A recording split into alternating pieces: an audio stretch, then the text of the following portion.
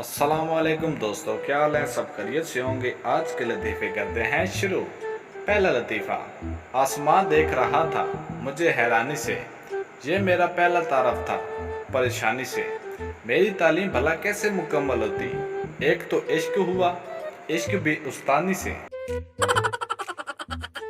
रोटी गले में अटक सी जाती है जब घर वाले कहते हैं रोटी खा के आ, तेरे नाल एक गल करनी है। कल रात डाइटिंग की वजह से एक रोटी कम खाई, फिर रात को उठकर 2 रोटियां खानी पड़ी, फिर कहीं जाकर नींद आई। मियाँ बीवी गाड़ी के 2 पहिए होते हैं, अगर शोर 2 शादियां कर ले तो उसे रक्षा कहते हैं।